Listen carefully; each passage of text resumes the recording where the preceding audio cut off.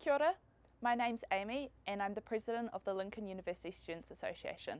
Every week I've got PhD students coming to me with concerns about money. These students are really struggling to be able to survive and they rely on the free food at uni and our financial hardship support, and it's not okay. PhD students are doing research which is really important to New Zealand's future and they deserve to be paid at least minimum wage for what they're doing.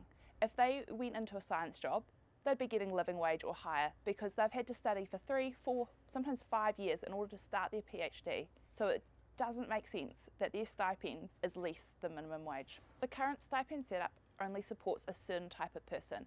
If you're young and single, or if you have family support, if you're later in life and you have a mortgage, living off a stipend isn't viable. And so this narrows who can actually do PhD research as well. PhD research is important not just for Aotearoa New Zealand, but also for society.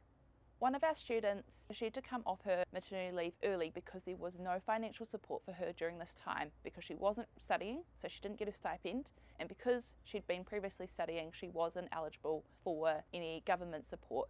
Because of this, she had to come back to her research early because she could not afford to support her and her baby without being studying. PhD students have no legal protections for bereavement, sick leave or parental leave. The financial struggles that they're under impacts their studies because they're having to worry about money and saving their pennies wherever they can rather than just focusing on doing quality research. We talk about 3 years for a PhD, and PhDs are generally funded for 3 years, but we also know that this is the exception, not the rule. The majority of PhDs take longer than 3 years, which leaves students in a really tight spot right at the end of their PhD, which is the most stressful time where they're trying to do all their write-up and get everything sorted and they have no financial support. They're struggling to pay rent, they're struggling to get food, and this isn't acceptable.